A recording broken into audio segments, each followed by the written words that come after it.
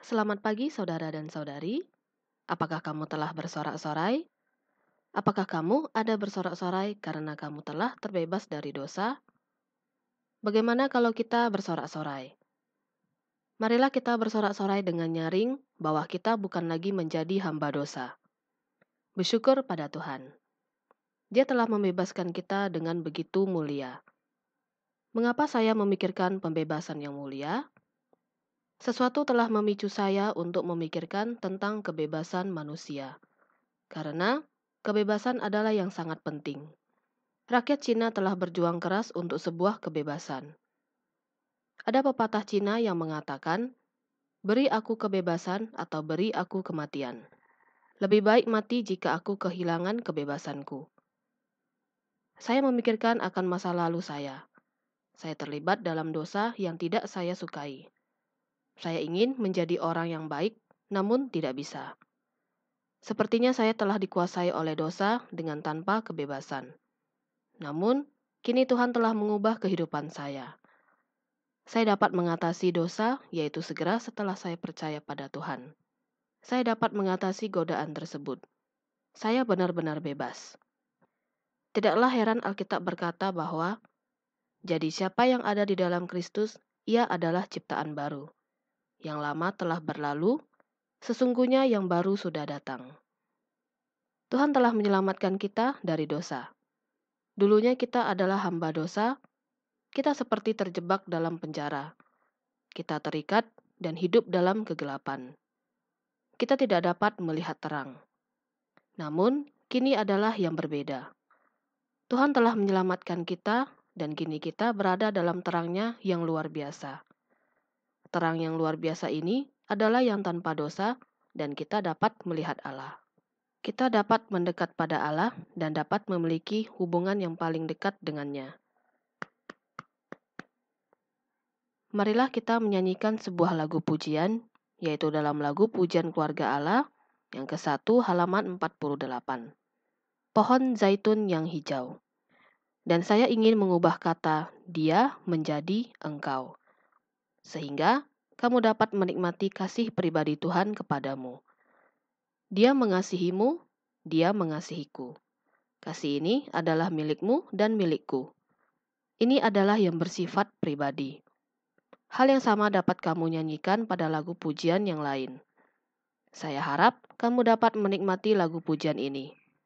Ini adalah yang berkaitan dengan dirimu. Berikut ini bacaan dari hasil terjemahan lagunya. Marilah kita membacanya secara perlahan. Selamanya aku kagum akan kasih Tuhan. Saat ku menderita dalam dosa, Engkau menyelamatkanku. Dibebaskan dari perbudakan dan masuk dalam terang yang ajaib. Mulianya, Tuhan telah bersatu denganku selamanya. Dalam hidupku, Engkau menopangku dengan tangan kananmu. Engkau memahkotai tahun dengan karuniamu. Gunung-gunung dapat beranjak dan bukit dapat bergoyang. Namun, kasih-Mu padaku tidak pernah berubah. Oh, biarlah ku menjadi pohon zaitun yang hijau, untuk selamanya berdiam di bait-Mu, agar mengetahui kasih-Mu yang tak berkesudahan yang kekal. Setelah saya menyanyikan lagu pujian ini, saya merasa sangat baik. Dulunya, saya adalah seorang tawanan dosa yang tanpa kebebasan. Dan kini, saya bukan hanya bebas, namun menjadi makhluk yang mulia. Saya bukan lagi menjadi tawanan, namun menjadi pangeran Allah. Dan saya telah masuk dalam terang yang ajaib. Lirik dalam lagu pujian ini menyebutkan bahwa kita telah kembali ke pangkuan Bapa dan Tuhan, kembali pada terangnya yang ajaib. Kita tinggal di bait Allah untuk selamanya. Diibaratkan seperti sebuah pohon zaitun yang hijau yang ada dalam rumah tangga Allah untuk selamanya. Kita adalah yang muda dan dapat menghasilkan buah untuk selamanya. Kita dapat menikmati kelimpahan dalam rumah tangga ini untuk selamanya. Menikmati akan cinta kasih yang tak terbatas. Bapa, Tuhan, Roh Kudus, dan saudara-saudari, kita adalah yang berada dalam persekutuan kasih yang untuk selamanya. Di sini, kita memiliki bagian untuk selamanya. Wah, begitu bahagianya. Jadi, marilah kita bernyanyi lagi untuk Tuhan. Selamanya aku kagum akan kasih Tuhan. Saat ku menderita dalam dosa, Engkau menyelamatkanku. Dibebaskan dari perbudakan dan masuk dalam terang yang ajaib. Mulianya, Tuhan telah bersatu denganku selamanya. Dalam hidupku, Engkau menopangku dengan tangan kananmu. Engkau memahkotai tahun dengan karuniamu. Gunung-gunung dapat beranjak dan bukit dapat bergoyang. Namun, kasih-Mu padaku tidak pernah berubah. Oh, biarlah ku menjadi pohon zaitun yang hijau, untuk selamanya berdiam di bait-Mu, agar mengetahui kasih-Mu yang tak berkesudahan yang kekal. Tuhan, terima kasih karena saat saya masih berdosa, Engkau telah datang dan menyelamatkan kami. Engkau membawa kami ke dalam terang-Mu yang ajaib. Tuhan, kami bukan lagi menjadi hamba dosa. Kami adalah anak-anak Allah. Betapa berharganya kami telah bersatu dengan-Mu untuk selamanya. Kami dapat menikmati kasih yang paling indah. Selamanya Engkau telah tinggal di hati kami, sehingga kami dapat mengandalkan-Mu untuk selamanya. Kami adalah yang muda untuk selamanya. Begitu berharganya karena Engkau telah menanam kami dalam bait Allah, menempatkan kami dalam kehendak-Mu yang berharga. Kami memiliki bagian dalam persekutuan Allah Tritunggal dan dalam rumah tangga ini. Ya Tuhan, semoga Engkau memberkati kami, sehingga kami dapat sepenuhnya menikmati kebebasan akan kemuliaan anak-anak Allah, menikmati akan kasih setia-Mu yang melimpah. Saya harap kamu dapat menghentikan audio ini sejenak dan memiliki waktu untuk mendekat pada Tuhan terlebih dahulu untuk menyembah. Saya benar-benar bersyukur pada Tuhan karena pagi ini saya dapat bersama-samamu membaca Alkitab. Ayat-ayat yang kita baca adalah tentang sebuah perumpamaan yang disampaikan oleh Tuhan Yesus. Ini adalah perumpamaan tentang biji sesawi. Kita telah membaca tentang perumpamaan penabur dan perumpamaan tentang gandum dan lalang. Tuhan Yesus telah menjelaskan akan kedua perumpamaan ini. Namun, tentang perumpamaan biji sesawi ini, Tuhan Yesus tidak ada menjelaskan dengan rinci. Saat kita membaca ayat-ayat ini, marilah kita membacanya dengan hati yang mendekat pada Tuhan. Sehingga, melalui perumpamaan ini, kita mengalami akan apa yang ingin Dia ajarkan padamu. Yang paling penting yaitu kita dapat mendekat pada Tuhan. Alkitab menyebutkan bahwa Tuhan Yesus mengatakan tentang biji sesawi ini adalah dalam dua kesempatan. Marilah kita bersama-sama membacanya, yaitu dalam Injil Matius pasal 13 ayat 31-32. Yesus membentangkan suatu perumpamaan lain lagi kepada mereka. Katanya, hal kerajaan sorga itu seumpama biji sesawi, yang diambil dan ditaburkan orang di ladangnya. Memang biji itu yang paling kecil dari segala jenis benih. Tetapi, apabila sudah tumbuh, sesawi itu lebih besar daripada sayuran yang lain, bahkan menjadi pohon, sehingga burung-burung di udara datang bersarang pada cabang-cabangnya. Sebenarnya perumpamaan ini juga tercatat dalam Injil Markus dan Injil Lukas. Jadi, marilah kita baca dalam Injil Lukas pasal 13 ayat 18-19. Maka kata Yesus, "Seumpama apakah hal kerajaan Allah dan dengan apakah aku akan mengumpamakannya? Ia seumpama biji sesawi, yang diambil dan ditaburkan orang di kebunnya. Biji itu tumbuh dan menjadi pohon, dan burung-burung di udara bersarang pada cabang-cabangnya. Tuhan ada berbicara tentang biji sesawi untuk kedua kalinya, yaitu saat dia naik ke atas gunung dan berubah rupa. Saat Tuhan turun dari gunung, dia bertemu dengan seorang pria yang anaknya kerasukan setan, dan murid-muridnya tidak dapat mengusir setan tersebut. Murid-murid datang kepada Tuhan secara pribadi dan bertanya, mengapa mereka tidak dapat mengusir setan tersebut. Di sini Tuhan ada menyebutkan tentang biji sesawi untuk kedua kalinya. Dan dia mengumpamakan biji sesawi sebagai iman. Bagaimana kalau kita membacanya? Yaitu dalam Injil Matius pasal 17 ayat 19 sampai 20. Kemudian murid-murid Yesus datang, dan ketika mereka sendirian dengan dia, bertanyalah mereka, "Mengapa kami tidak dapat mengusir setan itu?" Ia berkata kepada mereka, "Karena kamu kurang percaya. Sebab aku berkata kepadamu, sesungguhnya sekiranya kamu mempunyai iman sebesar biji sesawi saja, kamu dapat berkata kepada gunung ini, pindah dari tempat ini ke sana. Maka gunung ini akan pindah dan takkan ada yang mustahil bagimu." Setelah membaca ayat-ayat tersebut, saya akan membagikan tentang inspirasi saya padamu. Pertama, yaitu tentang biji sesawi. Ukurannya sangatlah kecil. Bahkan di sini disebutkan lagi tentang biji sesawi karena ukurannya yang sangat kecil. Itu bukanlah sebagai benih yang terkecil di dunia. Namun, di antara benih-benih yang ada, memang ukuran biji sesawi adalah yang sangat kecil. Ada yang mengatakan bahwa panjangnya hanya sekitar 1 mm. Karena itu, benih tersebut tidaklah begitu penting.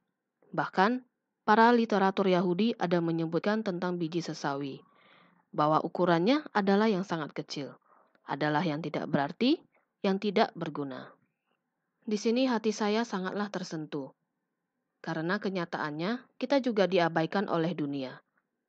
Kita sangatlah tidak berarti, dan saya pikir bahwa tidak ada yang percaya bahwa di masa depan kita memiliki kehidupan yang sukses dan yang mulia, atau mempercayai bahwa di suatu hari nanti kita memiliki kontribusi yang besar bagi dunia.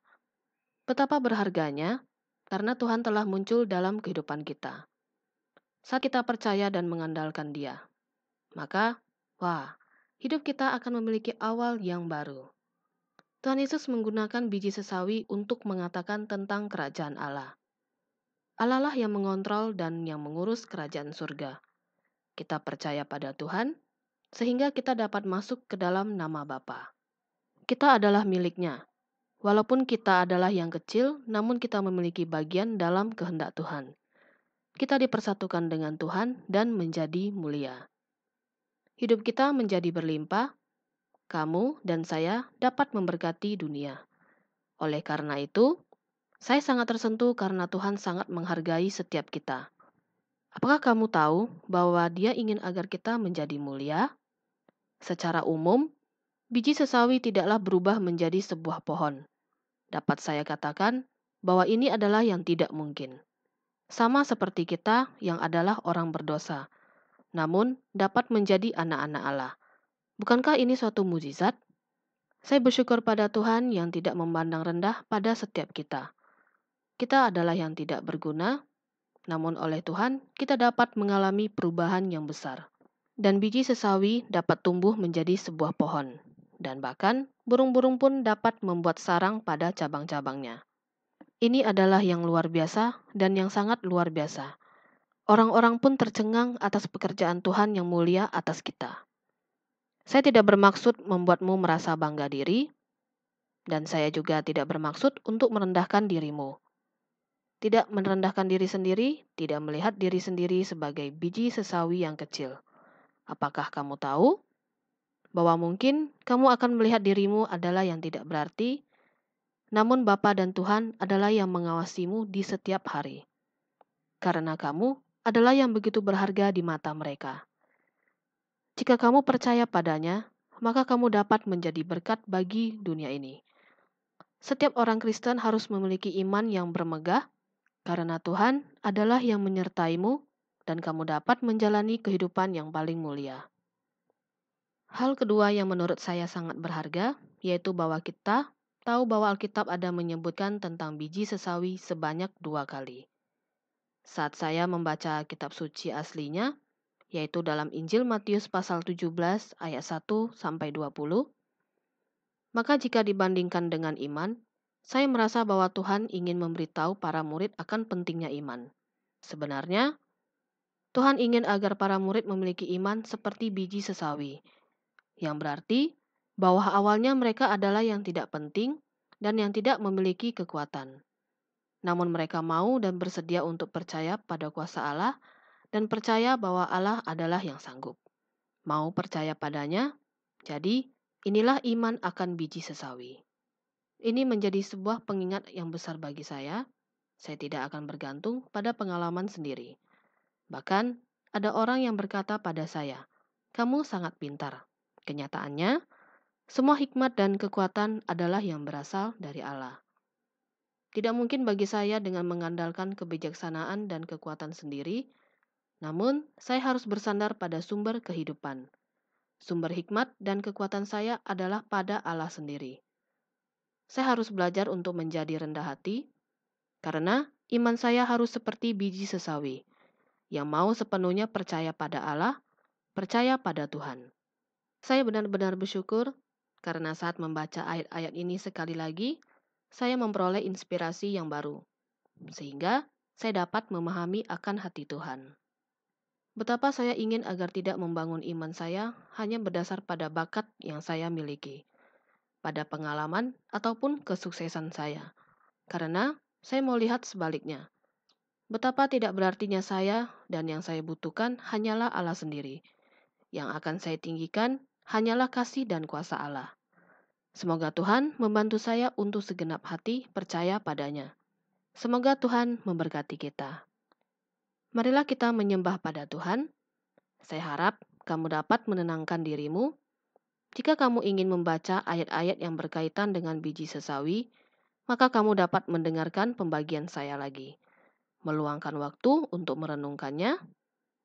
Ingatlah, kamu harus merespon pada Tuhan. Ya Tuhan, terima kasih karena Engkau telah masuk dalam kehidupan kami dan telah mengubah kami. Tuhan, kami benar-benar tidak berarti dan sangat kecil, tetapi sangatlah berharga karena Engkau telah menyempurnakan kami dengan tanpa batas, dan kami menjadi ciptaan baru yang mulia. Dan Engkau telah mengutus kami untuk menggenapi kehendak-Mu yang mulia. Tuhan, buatlah agar jangan seorang pun di antara kami yang memandang rendah akan diri sendiri, karena Engkau sendiri tidak memandang rendah kami. Engkau menghargai kami semua, Engkau menghargai kehidupan kami. Tuhan, semoga Engkau mendukung kami untuk melakukan hal yang besar bagi-Mu. Mohon Engkau membantu agar kami dapat percaya padamu dalam segala hal, dan agar kami tidak bersandar pada hikmat dan kekuatan sendiri, agar kami dengan segenap hati bersandar padamu. Bantulah agar kami memiliki iman, memiliki makanan iman yaitu dengan mendekat padamu, dengan dalam menikmati kasih-Mu, kehendak-Mu dan firman-Mu. Tuhan, semoga di zaman ini Engkau membangun kami, menjadi generasi yang berkenan di hati-Mu, untuk menjadi sahabat karib-Mu. Semoga iman kami dapat memikat hati-Mu. Semoga Engkau memberkati kami.